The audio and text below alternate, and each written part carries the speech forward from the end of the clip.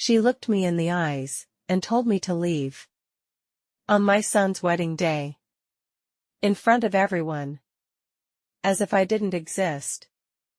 As if the years, the sacrifices, the love, meant nothing. I didn't cry. Not there. Not then. I turned around, and did what no one saw coming. Alright, before we dive into this crazy story, do me a favor, subscribe and tell us where you're watching from. My name is Evelyn Carter. Mother of one. Widow.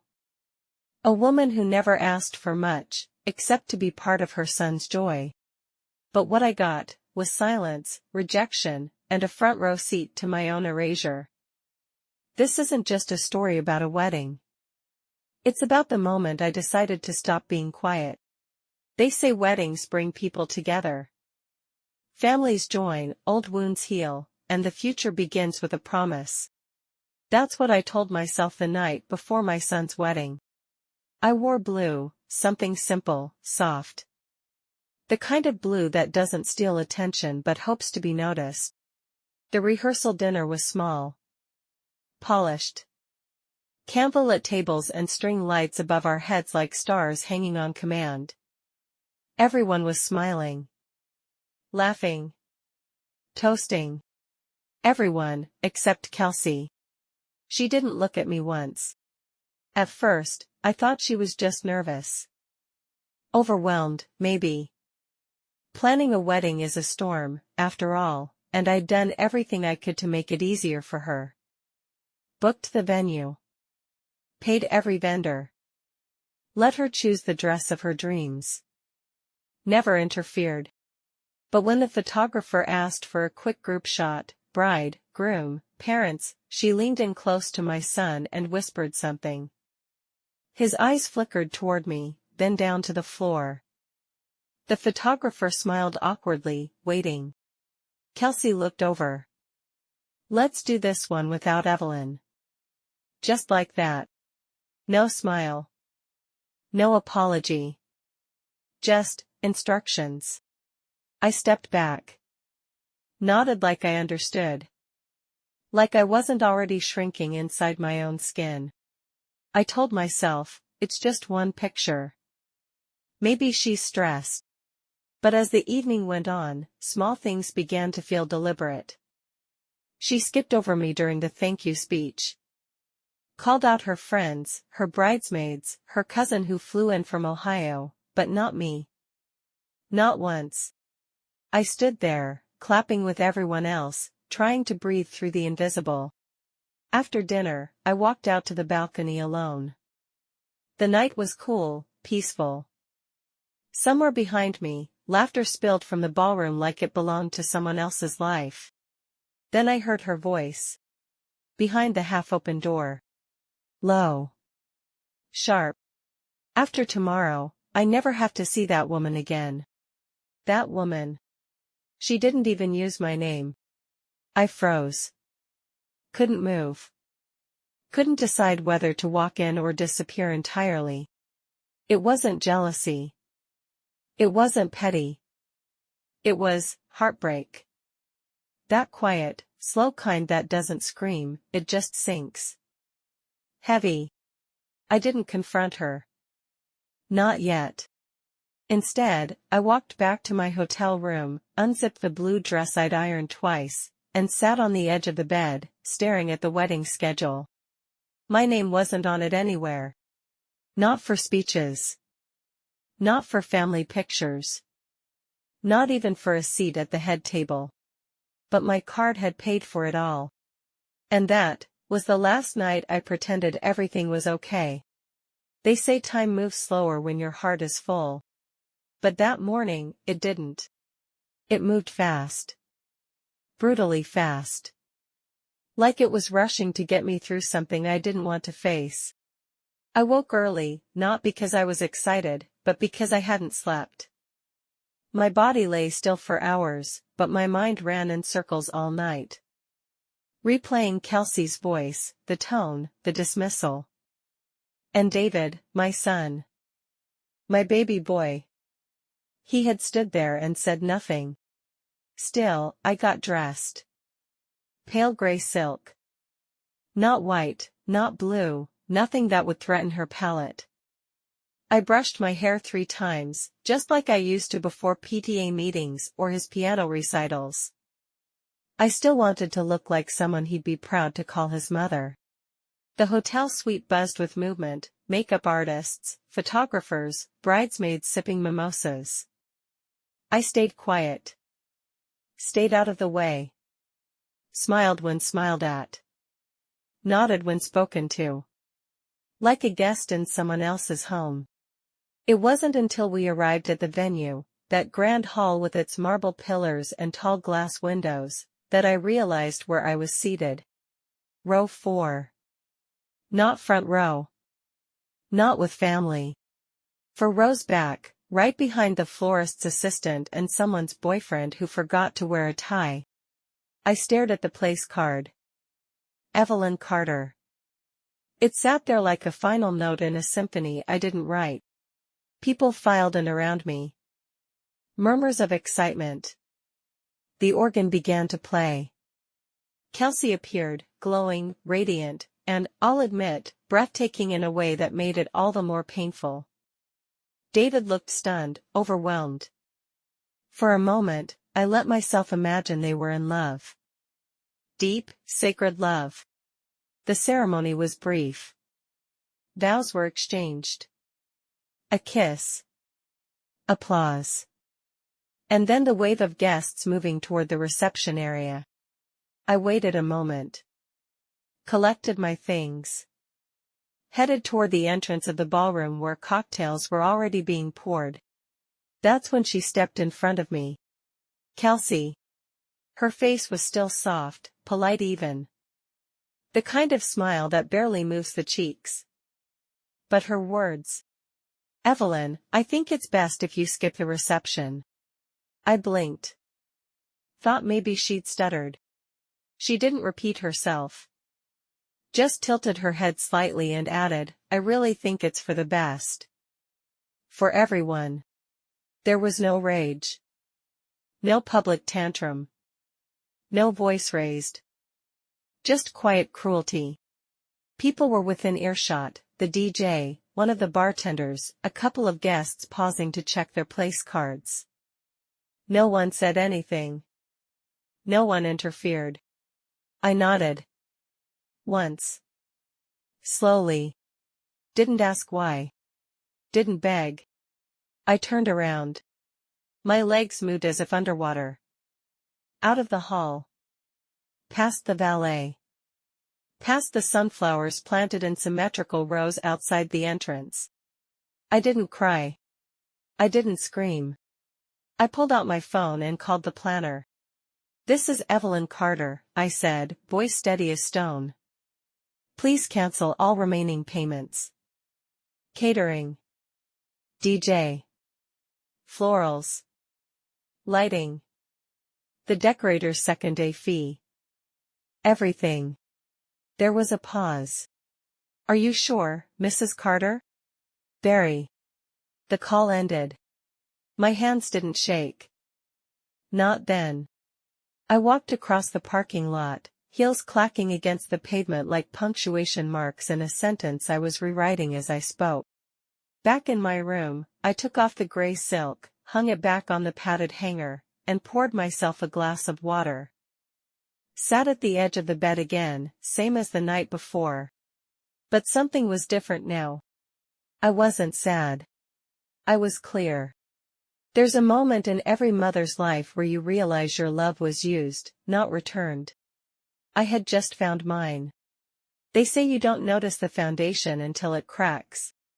Turns out, I was the foundation. And they never even looked down to see it. I stayed in my hotel room after the call. I didn't watch the news. Didn't scroll social media. I just sat in silence, waiting for the storm to reach them. 'Cause I knew it would. Every payment. Every confirmation. Every vendor on that checklist, I had been the one behind it. Quietly, efficiently, without credit. Just like most mothers do. I didn't cancel out of rage. Rage would have passed. It was something deeper, a kind of surgical clarity. The understanding that if they didn't want me to be part of the joy, then I wouldn't be part of the performance either. From what I heard later, it started small. The music didn't begin on time. Guests waited around, holding half-empty champagne flutes, murmuring about the vibe being off. The DJ's booth sat empty, wires coiled on the ground like broken promises. The caterers never arrived. Tables were set, but the plates were cold. Literally, cold. Some server had run out to get packaged deli trays just to give people something. Little cubes of cheese, crackers, and bruised grapes. Classy. Then the lights flickered. Not in a romantic, moody way, in a someone didn't pay the generator deposit kind of way. Half the ballroom went dark. Someone tried fixing it by candlelight, but the place began to feel less like a wedding and more like a power outage at a wine tasting. Still, no one told me any of this firsthand. I wasn't there. I didn't need to be. But I imagined it. I imagined Kelsey, in her ivory lace gown, smile tightening with each minute, heels tapping furiously against the floor. Guests whispering. Friends excusing themselves to the restroom and never returning. That perfect wedding aesthetic unraveling like cheap thread. And David. My son. I pictured him caught in the middle, jaw clenched, sweat at his collar, realizing something had gone horribly wrong but unable to pinpoint where it started. I didn't feel joy at the thought. Not even justice. Just silence. Like watching a house you built burn down from the outside, hands in your coat pockets, wind brushing against your face. That evening, I finally opened my phone again. 15 missed calls. 8 voicemails. 1 from David. 1 from the planner. The rest, unknown numbers, probably vendors or relatives or curious bystanders hoping for gossip. I didn't listen to any of them. Instead, I opened a bottle of wine from the minibar, red, bitter, and sat by the window. Below, I could see the edge of the venue's parking lot. Guests in gowns and tuxedos trickling out early, some arguing by the valet stand. The reception was supposed to last until midnight. They were gone by 9. No dancing. No cake cutting. No bouquet toss. I imagined the photographer trying to salvage a few shots. The planner calling in favors. Kelsey clenching her fists in a bathroom stall, makeup smudged, telling someone to fix it. But no one could fix it. Because I'd stopped holding it together. And yet, even as the wine warmed my chest and the phone kept buzzing, part of me still hoped, just a small, foolish part, that David would come. That he'd knock on my door. Sit across from me like he used to when he broke a lamp as a kid. Apologize. See me. But he didn't. The night stretched long, quiet, and strangely peaceful. I didn't feel triumphant. I didn't feel evil. I felt released. For the first time in months, maybe years, I felt like I had finally taken my name back. Evelyn Carter. Not just David's mom. Not just a checkbook in heels. Not just someone who could be asked to leave, and expected to fund the party anyway. I took a deep breath, held it, then let it go. The phone rang again. But I didn't answer. People think revenge is loud. Explosive. Theatrical. But the most devastating kind is administrative. I didn't cancel the wedding overnight. It wasn't some tantrum or emotional impulse. No, it was a quiet, calculated act of erasure. The kind of thing you only learn how to do after decades of being the one who made the phone calls, balanced the books, and picked up the pieces when everyone else forgot. You see, Kelsey may have planned the colors, the flowers, the dress. But I paid for the bones of it. When David told me they were engaged, I smiled. Even though something inside me, some small instinct, winced. I didn't say a word. I simply asked what they needed. Venue? Covered. Catering? I got it. Photography, dress fittings, centerpieces, DJ, even the calligrapher who did their custom bow cards, all paid from my accounts. Not a joint one. Not David's. Mine. Some might say I was trying to buy their love. Maybe I was. Or maybe I was just doing what mothers do, overcompensating so their child doesn't see their doubts. But I never gave them money directly. No checks. No transfers. Just contracts, signed with my name, with clauses that allowed for cancellation by the payer at any time. Some people sign documents with carelessness. I signed them with intent. I knew how fragile weddings could be. I knew that people changed. I knew that sometimes, the people who smile at you in fittings are the same ones who cut you out of pictures days later. So I protected myself the only way I could. With paper. The first call I made after leaving the wedding was to the planner, a woman named Fiona, all spreadsheets and smooth apologies. I liked her. She was sharp. Fiona, I said, we're going to cancel every remaining balance. Effective immediately. There was a long silence. Is everything all right, Mrs. Carter? No. But it will be. One by one, the cancellations rolled out. Vendors replied in confusion. Some hesitated, until I reminded them whose name was on the contracts. Who had paid the deposits? Who held the authority? No one argued twice. Some tried to call David. He didn't pick up, probably too busy putting out social fires. Kelsey must have been spiraling, confused as to why nothing was showing up the way she'd planned. Why the second round of desserts never came. Why the lighting crew never installed the reception backdrop she'd sent 3 Pinterest boards for. I could almost hear her voice through the walls of that venue. Where is everything? The answer? In my inbox. Waiting to be signed off. Or buried. I opened a folder on my laptop called Wedding Master Payments. It had been my little project for the last 8 months. Everything neatly labeled. A spreadsheet of vendors, timelines, invoices, balances. And then, a new folder, void. One by one, I moved each file into it. The florist's $6,000 final payment.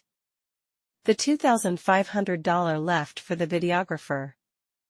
The band's pending balance. The late-night food truck Kelsey insisted on for the cool vibe. Drag. Drop. Drag. Drop. By the time I was done, over $30,000 in services had been cancelled. Legally, cleanly, and without fuss. I wasn't out for drama. I was out for boundaries. And that's something no one teaches you when you become a mother, how to set boundaries with your child when love starts to feel one-sided. I had been generous. Supportive. Present. And they had made it clear, I was disposable. So I disappeared. But not before taking everything I brought with me. Not out of spite. Out of self-respect. I closed the laptop, leaned back into the hotel chair, and let the silence settle. It didn't feel like revenge. It felt like a rebalancing. Somewhere in that ballroom, the music had stopped. The lights had dimmed. The guests had left. But in my room, the real ceremony was happening. A mother, no longer waiting for permission to matter. The knock came at 1:12 a.m. Not the kind of knock that waits patiently. It was sharp. Urgent. Angry. I was still in my silk robe, seated at the small desk in the hotel room, staring at the closed laptop. I hadn't moved in hours. Just sat there in that strange twilight between rage and regret. I knew it would be him. David. When I opened the door, his tie was loose, his face flushed, from anger, from alcohol, from confusion, I couldn't tell. But his eyes weren't my boy's. They were hers. "What did you do?" he snapped. "No hello. No mom. Just fire." He stepped inside without waiting for permission. I closed the door behind him, calmly. "I canceled the payments," I said, folding my arms. "Everything that hadn't been fulfilled yet. You ruined our wedding." There it was. Not my wedding. Not the day I'll remember forever. Our. Did I? I asked. Or did I just stop paying for something I was no longer welcome to witness? His jaw clenched. He paced across the room, ran his hand through his hair like he always did when he was younger and in trouble. Only this time, I wasn't the one grounding him. He was trying to scold me, like a child who thought he had finally outranked the parent. "She told me you stormed out. That you made a scene. That you embarrassed her in front of her family." I laughed, softly. "No, David. I didn't make a scene. I left silently. Because your wife, your brand new wife, told me I wasn't wanted there. In front of guests. In a whisper sharp enough to wound. And you just let it happen." He didn't deny it. Didn't even blink. "You think this was the right thing to do?" he asked. "To sabotage the whole night? To humiliate us?" "No, sweetheart," I said gently, "I think the right thing would have been for my son to say, 'Mom, please stay. I want you here.' I think the right thing would have been for the woman you married to see me as more than a checkbook." That made him flinch. Just slightly. "She didn't mean it that way," he muttered. "Then what did she mean, David? When she said, you should leave? When she erased me from the photos, the seating chart, the speeches? When she whispered to you during rehearsal and you didn't speak up? What did she mean when she called me that woman?" He sat down hard on the edge of the bed, hands clasped, elbows on knees. Silent. Suddenly, he didn't look angry anymore. He looked lost. "I didn't know what to do," he said finally, almost a whisper. She is emotional. Stressed. I just thought keeping the peace was the best thing." "Keeping the peace?" I echoed. "David, you kept the peace by sacrificing your mother." He didn't speak again for a long time. I watched him.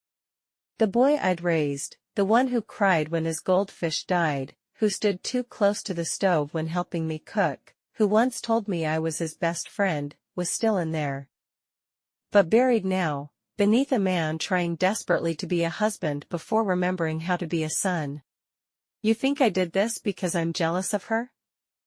I asked, quieter now. "Is that what she told you?" He looked up, startled. "No, I didn't. You think I wanted to ruin your wedding out of spite? Out of some maternal possessiveness?" Tears threatened to rise, but I swallowed them back. "I didn't sabotage your wedding, David. I just stopped sponsoring my own erasure." We sat in silence again. The hotel clock ticked. Somewhere outside, laughter floated up from a late-night bar down the street. The world kept spinning, indifferent. "You don't even know what she did to me," I said softly, almost to myself. David looked up. "What do you mean?" I met his eyes. "She wasn't just rude, David. She planned this. She planned to cut me out from the start. And I can prove it." His face shifted, confusion giving way to the smallest glimmer of doubt. And that's when I knew. This wasn't over. After David left, the silence that followed wasn't hollow, it was charged. Like static before a storm. He hadn't believed me. Not fully. But something in his eyes had flickered, that first crack in certainty. And I knew, if I pressed, that crack would spread. But I didn't go to war with words. I went looking for proof. When you raise a child, you learn their patterns. Their habits. Their weak spots. David's? He never properly logged out of things. Ever. Shared Netflix accounts, open emails on the family iPad, his old cloud password written in a notebook I still kept in my kitchen drawer. He'd left the iPad with me months ago, said it was too old, too slow. I kept it around for reading recipes and video calling him on Sunday mornings. Now, I charged it. It buzzed to life slowly, the screen flickering like a tired memory. I opened the Messages app, not to snoop, but to protect. That's what I told myself. But the truth? I wanted to see if I was crazy. If maybe I had imagined the contempt in Kelsey's voice. If maybe I'd misread every cold smile and backhanded compliment. The app loaded. Slowly. The messages began to scroll, little blue and gray bubbles appearing like fragments of a timeline I hadn't been allowed to witness. Most threads were boring. Friends, coworkers, old roommate group chats about fantasy football and traffic. But then I saw her name, Kelsey. I tapped it. The first few messages were sweet. Ordinary. Pictures of flowers, dog videos, brunch plans. But then, further back, a tone shift. I began scrolling faster. My chest tightened. Then I saw it. A message from Kelsey, 3 weeks before the wedding. She's really going to pay for the whole thing? LOL. That saves us so much. Then another.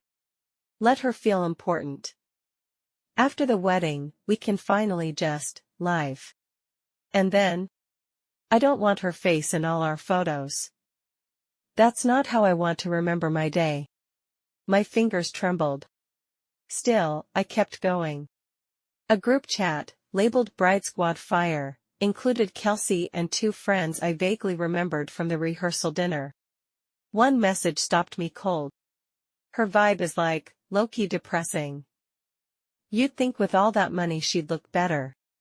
Laughter emojis followed. Then, once we're married, she won't have any say anymore.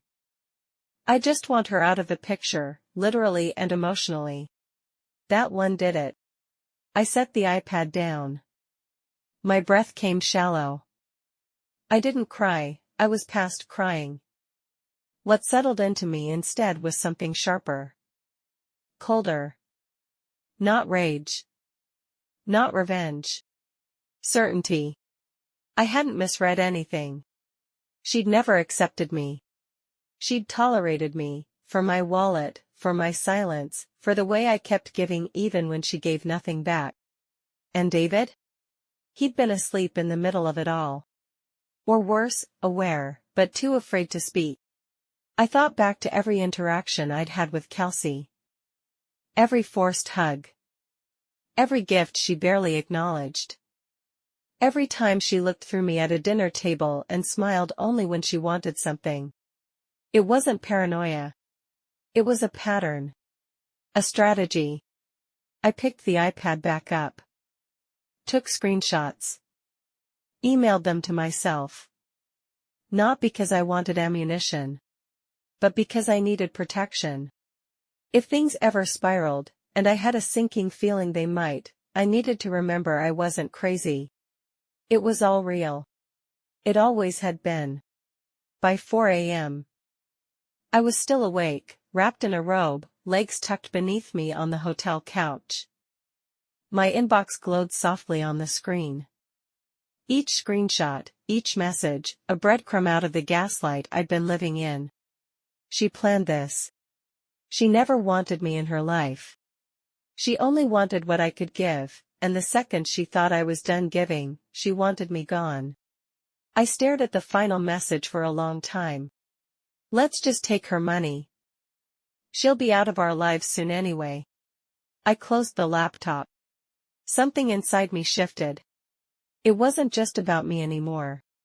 It was about him. My son. The boy I had raised was married to someone who saw his mother as an obstacle to be removed. Someone who smiled while slicing. And he didn't even see it. But he would. Soon. It's easy to point fingers when someone hurts you. Harder when the wound looks familiar. After the screenshots were sent, after the shock of reading Kelsey's words settled like dust on old furniture, I did something unexpected. I didn't call David. I didn't confront Kelsey.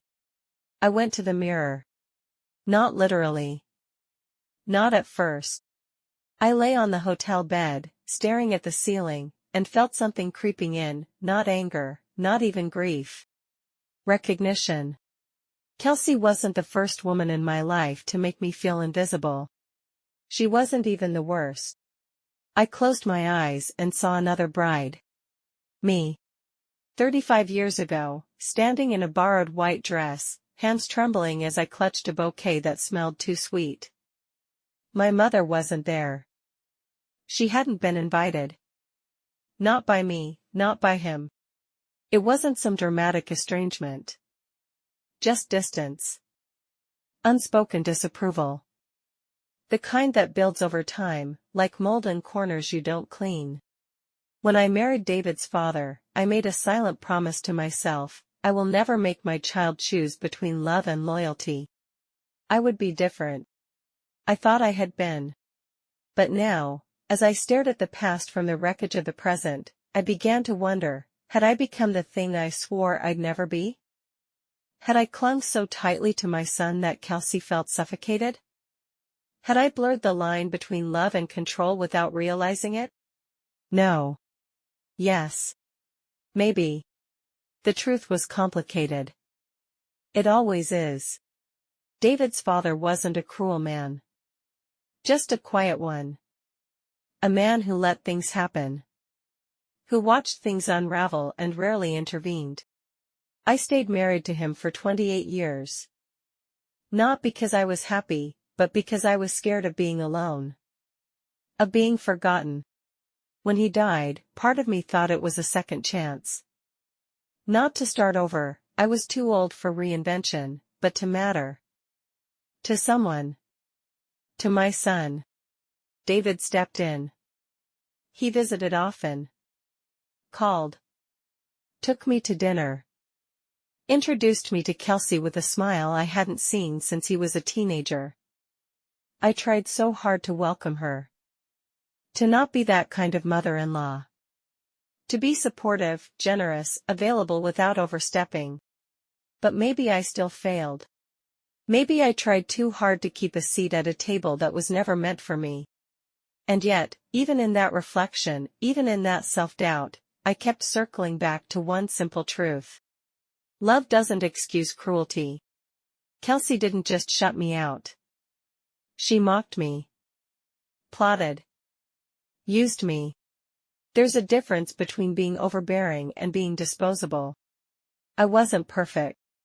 But I didn't deserve to be erased. Not like this. That thought snapped me back into the present. I sat up. The morning light was beginning to creep into the hotel room, brushing gold across the carpet. I hadn't slept at all. My body ached from tension and stillness. But I knew what I needed to do next. Not scream. Not retaliate. Understand. I picked up my phone and scrolled through old text messages. One thread stood out, Kelsey's mother. Sandra. We had exchanged pleasantries a few times. She'd seemed nice. Polished. Reserved. But something about her had always felt restrained. Like she knew more than she let on. I hesitated. Then typed. Sandra, this is Evelyn. I was wondering if we could talk, just the two of us. There are things I think you might want to know. And I think I deserve to understand a few things too. I stared at the message for a long time before hitting send. No punctuation. No explanation. Just a small opening in a very locked door. To my surprise, the reply came quickly. I was hoping you'd reach out. Can you meet me this afternoon? No pretense. No confusion. Like she'd been waiting. Maybe she had. Maybe I wasn't the only mother who felt something had gone terribly wrong. And maybe, just maybe, Kelsey hadn't fallen far from a tree that was already broken. We met at a little cafe near the edge of town, the kind with sun-faded umbrellas and chipped ceramic mugs. No one would recognize us there. No one would ask questions. That's why I chose it.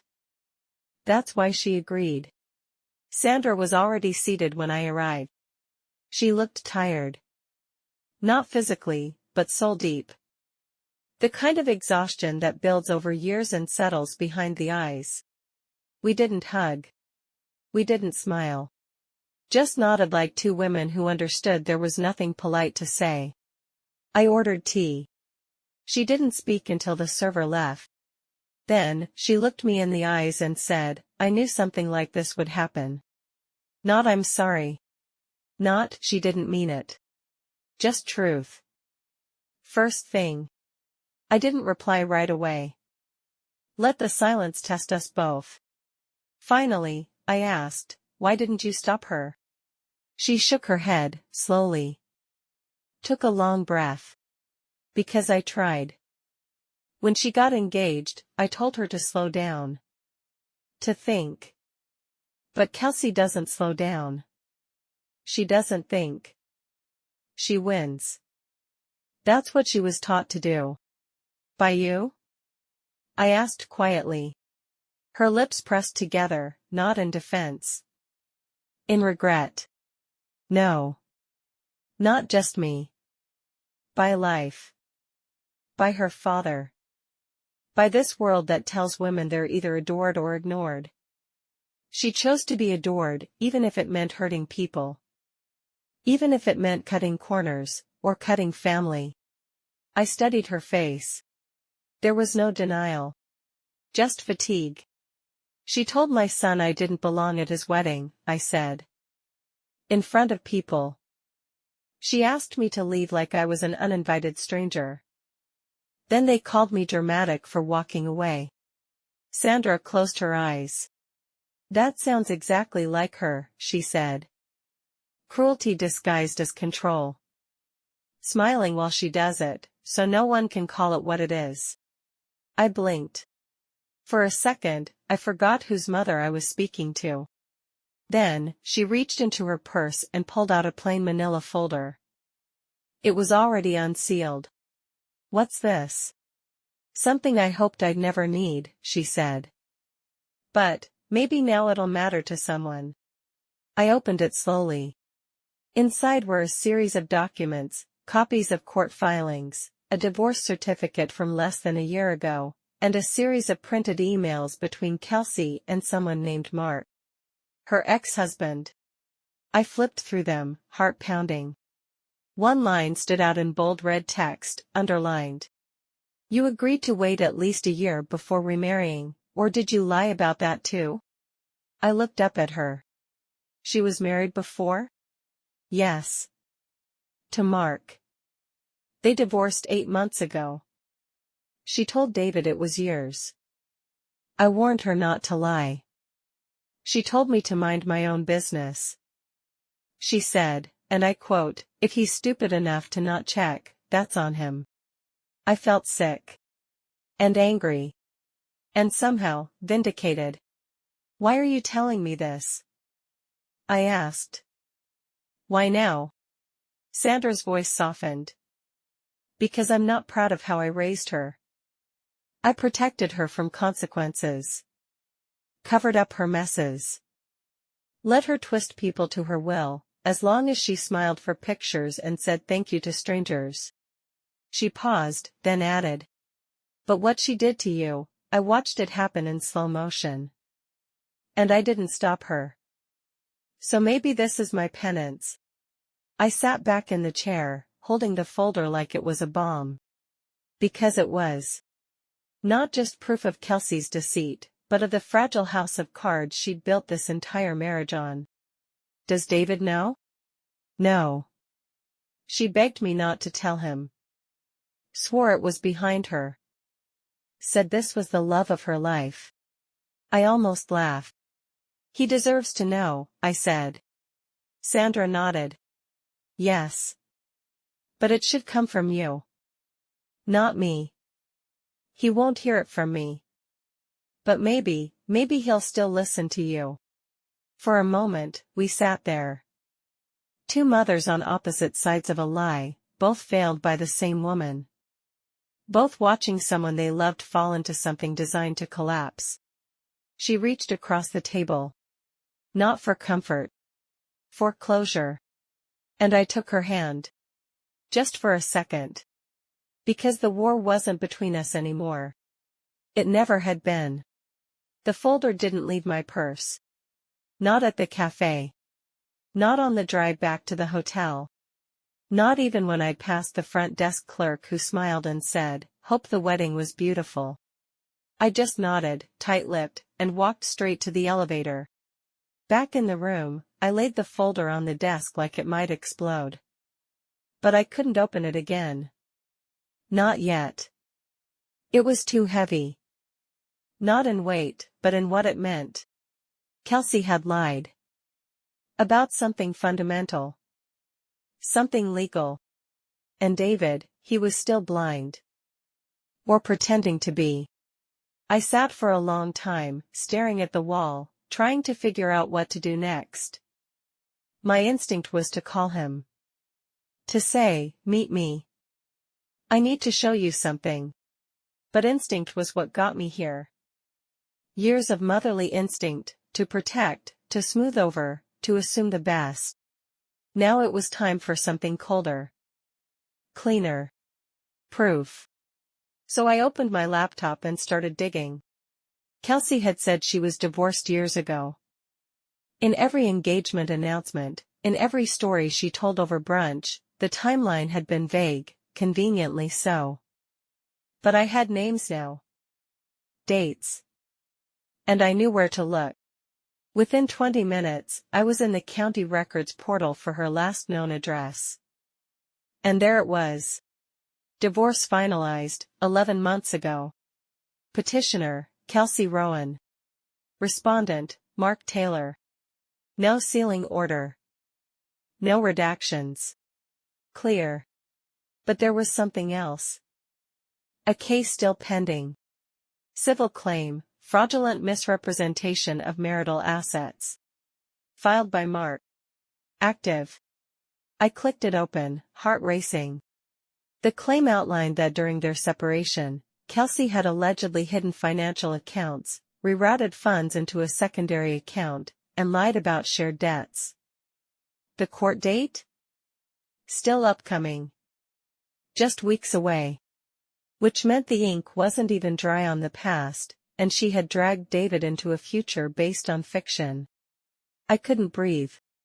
Not because I was shocked, that part of me was long gone, but because this changed everything.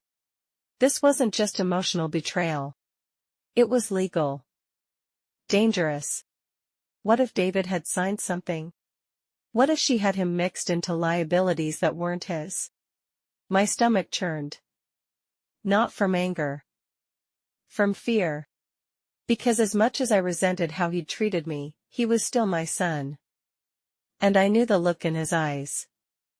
He would protect her. Even now. Even when everything was burning. He'd be the one holding a watering can over the ashes, insisting there was still hope.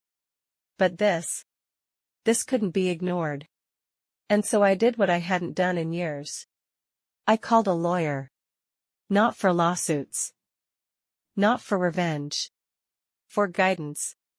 I'm not looking to press charges, I explained to the woman on the other end. I just want to know if this marriage, if it even counts. Legally. She asked for details. I gave them. Dates. Names. Court filings. She paused for a long time, then said. If the marriage license was filed before her divorce was finalized, the marriage may not be valid. At best, it could be annulled. At worst, it's fraud. I thanked her. Hung up. Stared at the wall again. Kelsey hadn't just lied to David. She'd tricked him into something that might not even be real. And she'd smiled through all of it. She'd worn white, said vows, posed for pictures, knowing this wasn't her first marriage, knowing she still had unfinished business with another man. I wanted to storm over to their apartment. To knock down the door and throw the folder at David's feet. But instead, I sat down and drafted an email. No emotion. No blame. Just 3 lines. Subject: you need to see this. David. Please look through the attached documents before you speak to Kelsey again. Then decide what you want to do. Mom. I hit send. Then I waited. Not for an apology. Not even for a reply. Just a shift. Something. But what I got was worse than silence. That evening, I opened my messages and saw one new notification. From David. 3 words. Please don't contact me. That was all the message said. No context. No anger. No explanation. Just a closed door. I read those words 10 times. Then 20. Then I deleted the message, as if removing it from my screen would remove it from reality. It didn't. I didn't sleep that night. Or the next. I wandered my house in long, slow circles, touching photo frames, refolding dish towels, opening the fridge just to close it again. I'd always been proud of how well I held myself together. Widowhood. Loneliness. Retirement. The gradual drift of friendships. I'd worn resilience like a tailored coat. But this was different. David wasn't dead. He was just gone. By choice. By instruction. I called no one. I said nothing. Because how do you explain that your own son has blocked you out of his life, not because you were wrong, but because he couldn't bear for you to be right? A week passed before I made the appointment. I didn't want a therapist. I wanted a time machine. But I knew if I didn't talk to someone soon, I would disappear into my own thoughts.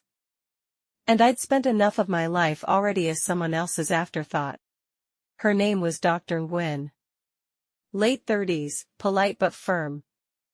The kind of woman who didn't blink at silence. She asked me to start wherever I wanted. So I told her about the wedding.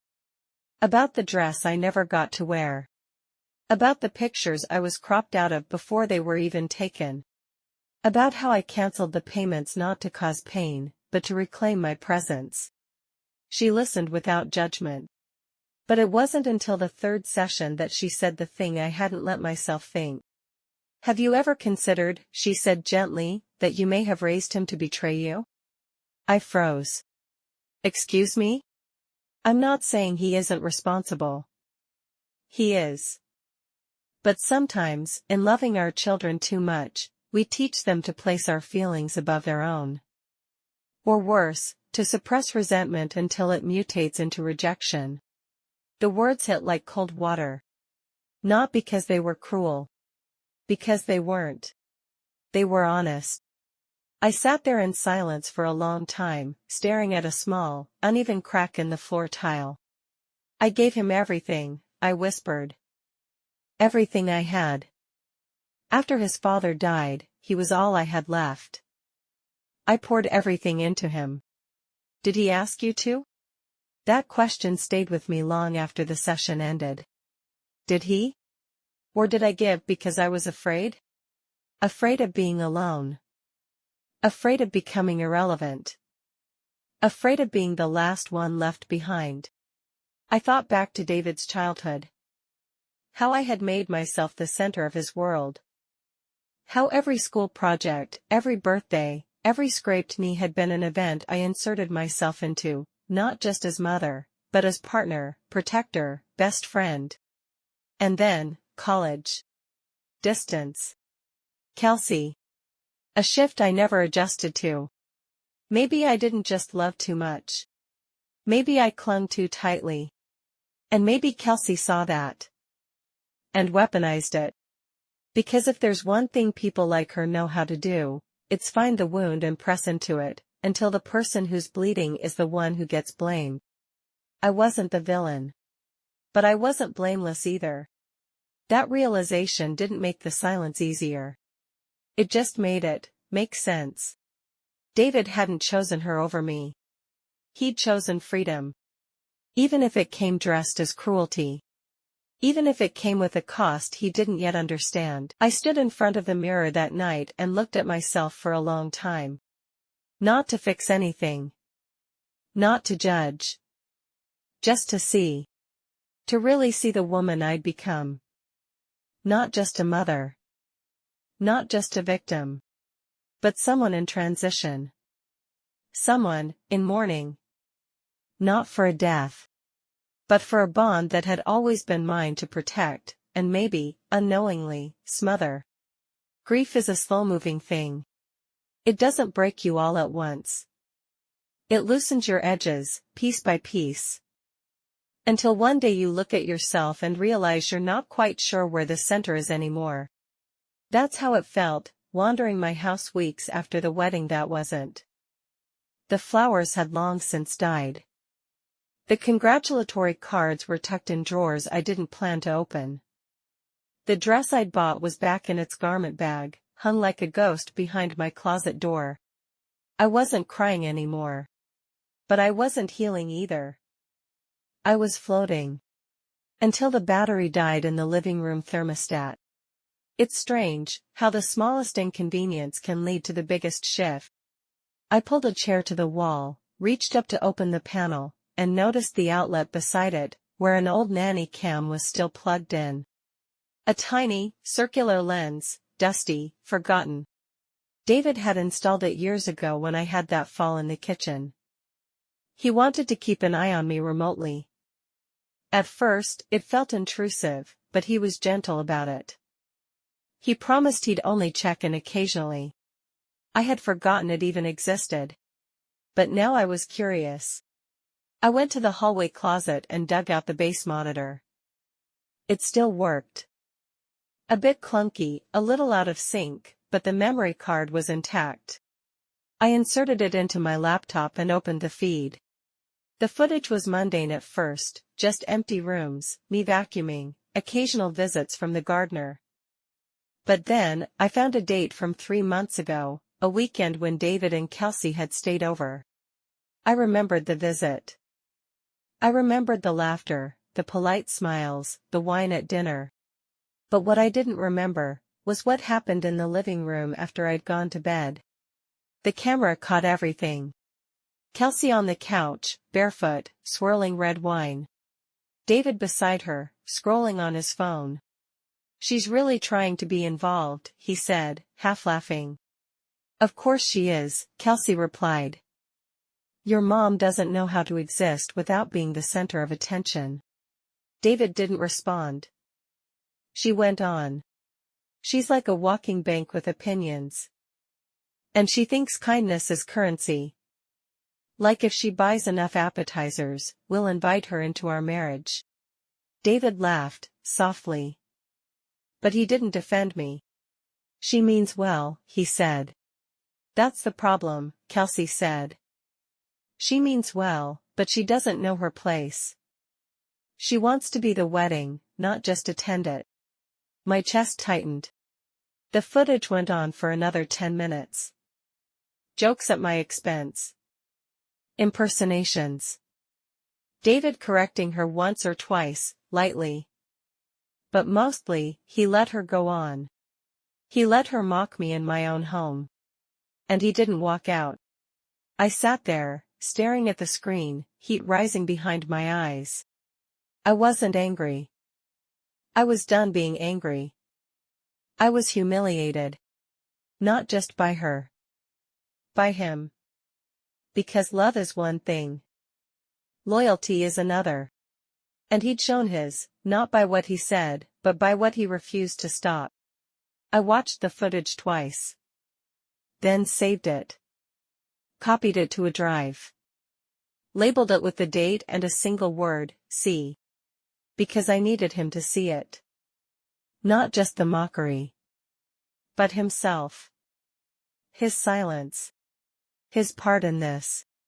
This wasn't just about a manipulative bride anymore. This was about a son who watched the erasure happen, and held the door open. I thought back to what my therapist said, maybe you raised him to betray you. Maybe. But this was different. This was chosen. And now? Now he had to choose again. I didn't rush to send the video. I waited 2 days. Not out of fear, but because I wanted to be sure. Sure that this wasn't vengeance. Sure that I wasn't reacting just to make him feel what I had felt. I watched it again, alone, one more time. And when I closed the laptop, I felt calm. Not better. Not healed. Just clear. So I wrote him a message. Short. Terse. Subject, just watch. David. This is from the living room camera. You might not remember the night. But I do. Let me know when you're ready to talk. Mom. I didn't expect a reply. But 3 hours later, my phone rang. David. I answered. His voice was tight, small. Can we meet? No hello. No apology. But I heard it in the pause between his words. Where? I asked. The park near your place. The one with the benches by the pond. I nodded, even though he couldn't see me. I'll be there in 20. When I arrived, he was already seated. Hands clasped. Face pale, eyes swollen. Like he hadn't slept. Like the truth had shaken something loose inside him and he was still catching pieces. I sat down beside him, not close. Not far. Just beside. We didn't speak for almost a minute.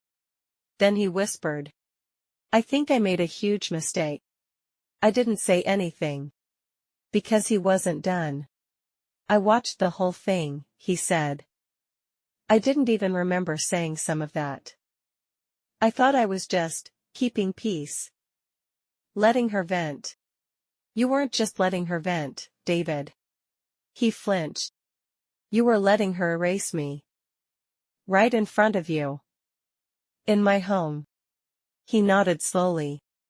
I know. And I hate it. I hate that I laughed. I hate that I didn't stop it. And the worst part? I think, part of me was relieved when she said those things. Because it gave me an excuse to not stand up. To not make it harder. To just drift.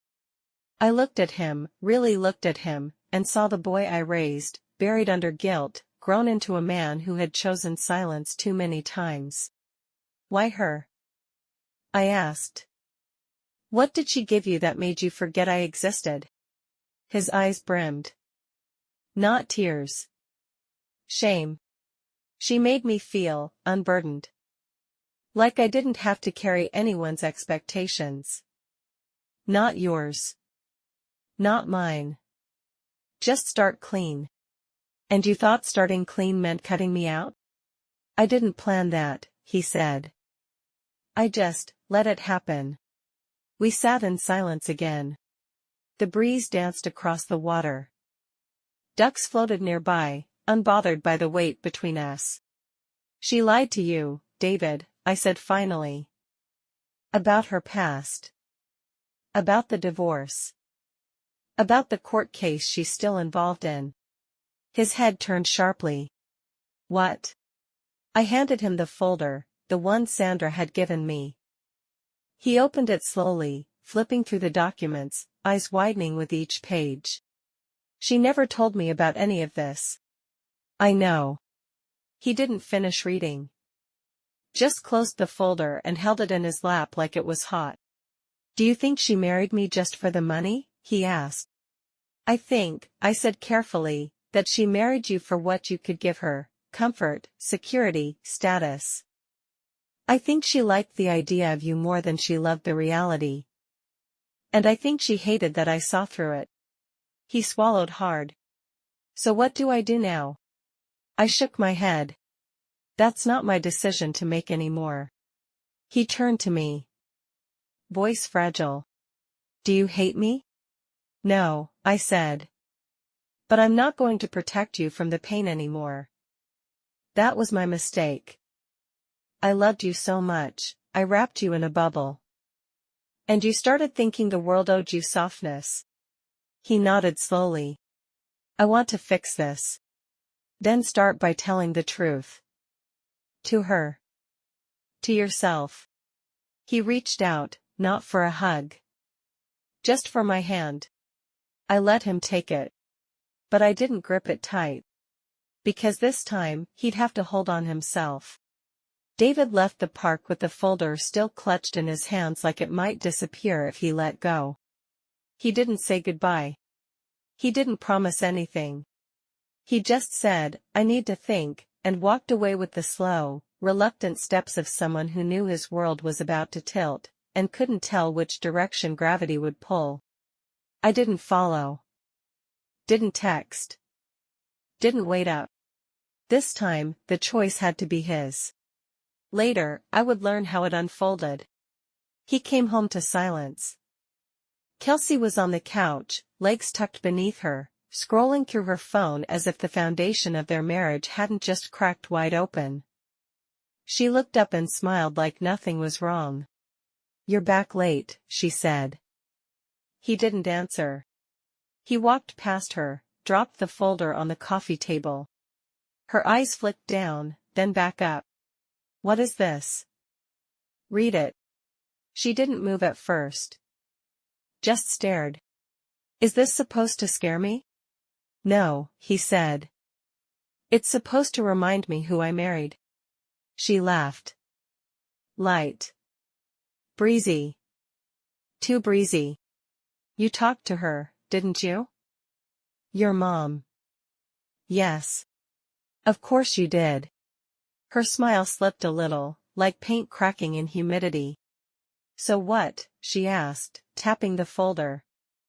You believe this over me? I believe what I read. The dates. The court case.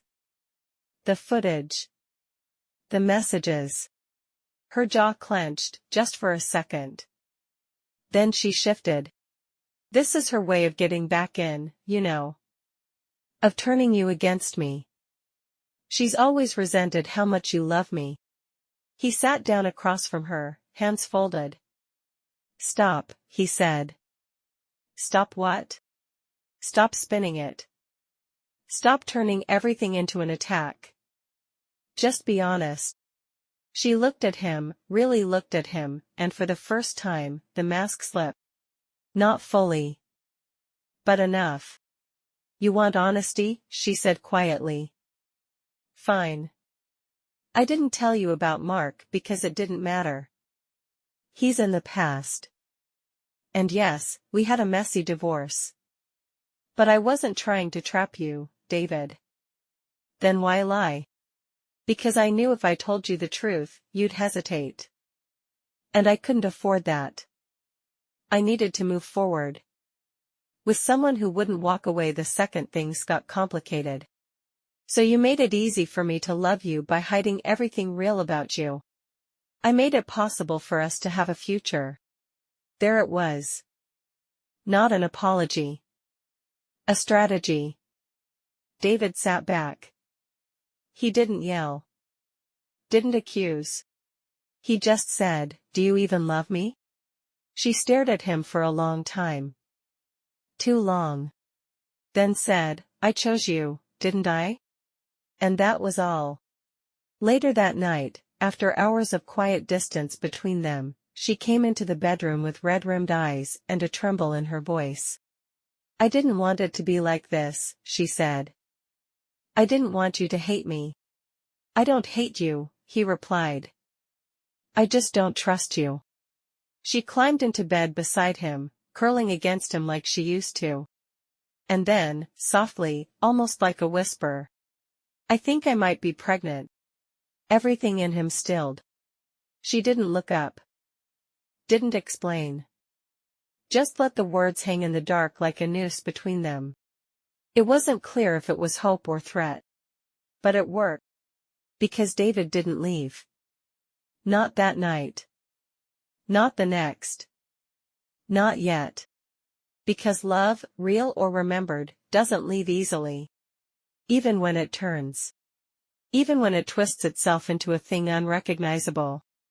The word pregnant didn't hit me with shock. It hit me like strategy. I hadn't heard it directly. But I didn't need to. The silence from David was enough. Silence always says more than it's supposed to. When a man finds out he's going to be a father, and he doesn't call his mother, the woman who raised him, it means the joy isn't clean. It means something's tangled. And I knew exactly who had tied the knot. Pregnancy changes the game. It shifts sympathy, freezes judgment. It turns truth into inconvenience. And that's why I didn't believe it. I didn't believe her.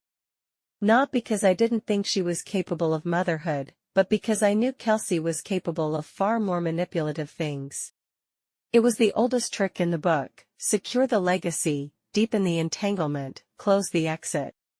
So I started where most truths hide these days. Online. First, I searched pharmacies. Then local clinics. Quietly. Carefully. Looking for anything she might have scheduled. An appointment.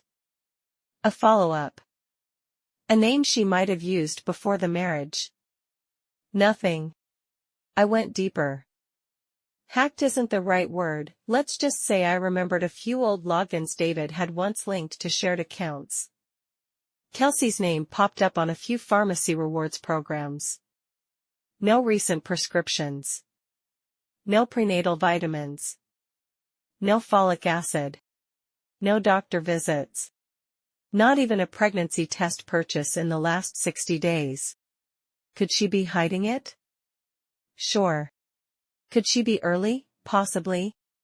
But something in my gut whispered, she's not. And she never was. Still, that wasn't enough. Not for David. Not for a confrontation. I needed more.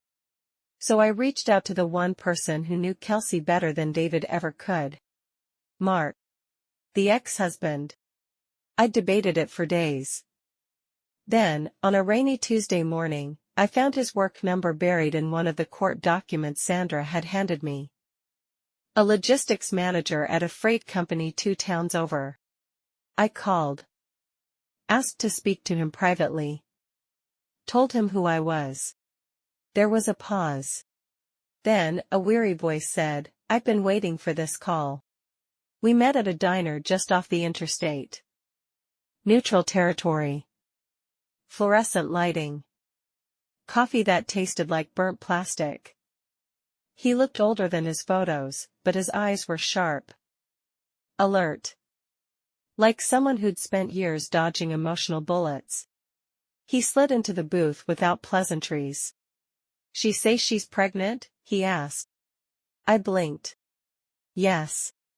He nodded, then smirked without humor. "She pulled that on me too." Twice. I stared. "She wasn't?" "Nope." First time, she swore up and down. Bought fake test strips online. Showed me a photo, not even hers.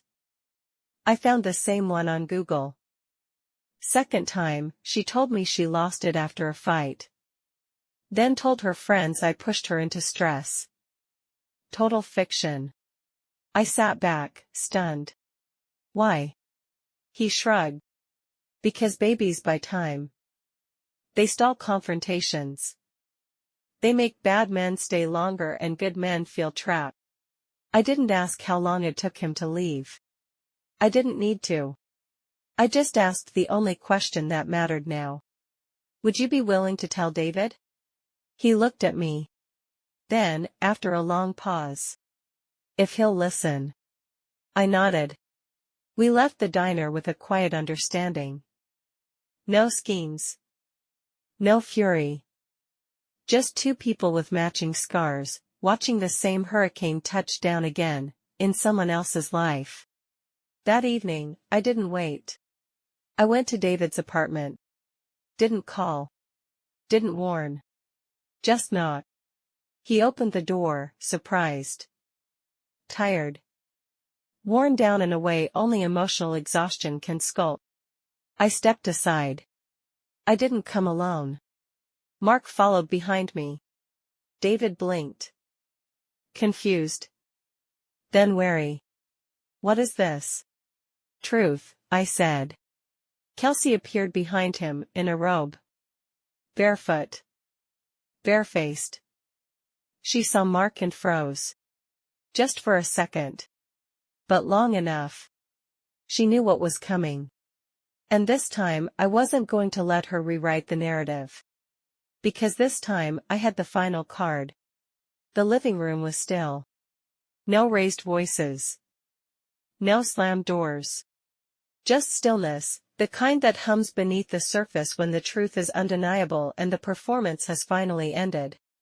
Kelsey stood by the kitchen island, arms crossed, jaw tight. David sat on the couch, shoulders hunched, face pale. Mark leaned against the wall, silent, steady, a man who had already lived this scene once before. And I didn't gloat. I didn't point fingers. I just watched my son, really watched him, as the blindfold fell from his eyes one word at a time. Mark told the story plainly. No exaggeration. No venom.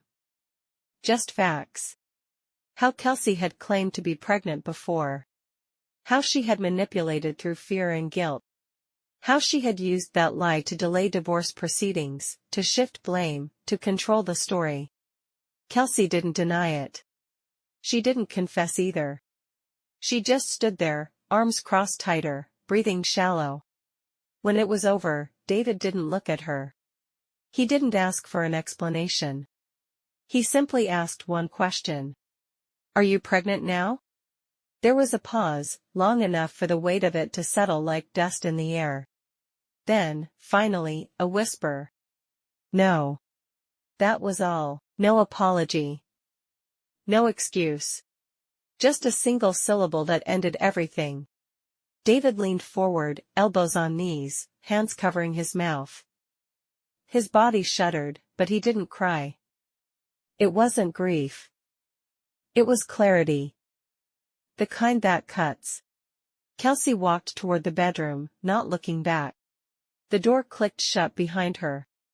Mark left first. He gave me a nod, not of victory, but understanding, then disappeared into the hallway like a man done repeating the same chapter. David and I sat in silence for a long time. When he finally spoke, his voice was so soft I had to lean in to hear it. I wanted to believe her. I wanted to believe in us. I know, I said. I didn't want to see what she was doing to you. Because if I saw that, I'd have to admit she might do it to me, too. I nodded. And once I did, everything would unravel. And now? I asked. He took a breath. Shaky. Deep. Now. I want out. He looked at me. Really looked at me. Can you help me? My throat tightened. Because after all the pain, after all the silence and betrayal, those 4 words shattered me in the best way. Yes, I whispered. We spent the next week undoing what she had tried to build, calls to lawyers, paperwork, statements. It turned out the marriage wasn't legally valid. The timing of her divorce hadn't allowed for a valid license. The wedding was beautiful, sure. But it wasn't binding. It had all been a very expensive illusion. Kelsey didn't fight. She left with 2 suitcases and a silence I'll never forget. No big scene. No tantrum. Just vanished into the space between consequence and escape. David moved in with me temporarily. Not because he needed a place to stay. but because we both needed to remember who we were, and who we weren't. He started therapy. I kept going to mine.